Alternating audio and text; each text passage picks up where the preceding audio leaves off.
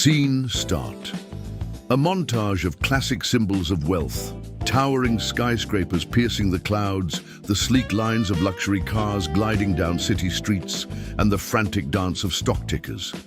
The images are overlaid with a grainy vintage filter, giving them a timeless, almost mythic quality. The scene shifts to a dimly lit, opulent office. The financier, an elderly, powerful man in a tailored dark suit, stands silhouetted against a massive window overlooking a sprawling city at night. He's a figure of immense quiet power. In a modern, bright office, the ambitious entrepreneur, a sharp woman in her early 30s, leans forward, her focus absolute as she studies a complex, glowing chart on a screen. Hut, narrator, VO. They say the game is rigged, that the paths to true wealth are guarded by gatekeepers, hidden behind walls of privilege and tradition. But what if the game isn't rigged? What if it simply operates on a different set of rules? Rules that aren't taught in schools, whispered only in the most exclusive circles. These are not rules of employment, they are the rules of ownership. The secrets are not about working harder, but about thinking differently. For those willing to listen, the code can be cracked. The first step is not in your wallet, but in your mind. A split screen appears. On the left, a bustling crowd of consumers eagerly grabs products from shelves. Their faces a mix of desire and fleeting satisfaction. On the right, the entrepreneur stands thoughtfully in a similar store. But instead of reaching for a product, she is observing, her gaze analytical. The scene on her side transitions, showing her back in her office, sketching blueprints on a digital tablet. Her focus has shifted from consuming to creating. Narrator, VO. The first secret is the great mindset shift, from consumer to creator. The masses are trained to desire, to spend, to be the endpoint of a transaction. Their income flows out, exchanged for liabilities and fleeting experiences. The wealthy, however, cultivate a producer's mindset. They look at the world and see not what they can buy, but what they can build, what they can offer, what problems they can solve. They understand that every product on a shelf began as an idea. By shifting from being the last link in the economic chain to becoming the first, they transform their financial destiny. They are not the audience. They are the architects of the stage. A line of dominoes begins to topple in a mesmerizing chain reaction.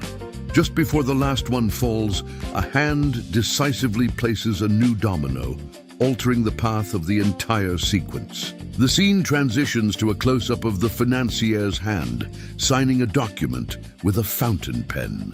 Instantly, a time-lapse sequence shows a new factory being constructed from the ground up, a testament to the power of that single signature.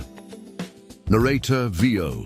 The second secret is mastering the art of leverage. The average person trades their time for money, a finite one-to-one exchange.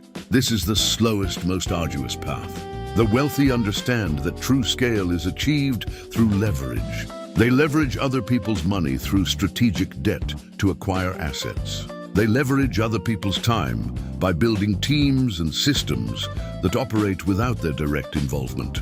Leverage is the fulcrum that allows a small force to move a massive object. It is the signature that builds an empire, the system that generates income while they sleep, breaking the direct link between their hours worked and their wealth earned. Die. The screen explodes into a chaotic scene of a stock market crash. Traders are in a panic, screens flash red, and papers fly. The chaos subsides, and the camera finds the entrepreneur, an island of calm in the storm. While others are frantically selling, she is composed, calmly executing buy orders on her tablet. A graph line is shown plummeting dramatically, only to stabilize and then surge upward, reaching a peak far higher than its previous high. The narrator, VO. The third secret is the most counterintuitive. Crisis is opportunity. When fear grips the market, when the headlines scream of disaster and the herd stampedes for the exit, that is the moment of greatest potential. The undisciplined sell their assets at a loss, driven by panic. But the truly wealthy, armed with knowledge and a long-term perspective, see a fire sale.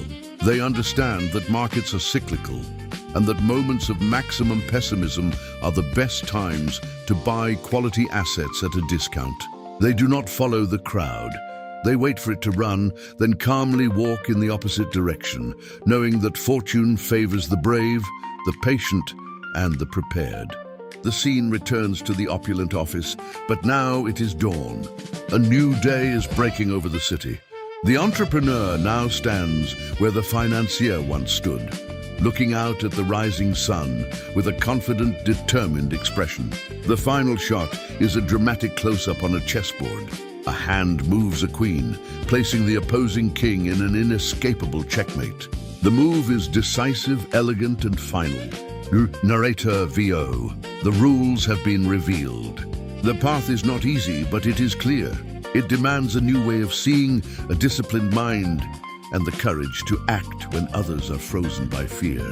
The old guard may have written the original rules, but the game is always evolving. The board is set, the pieces are in motion. Now, it's your move. Scene end.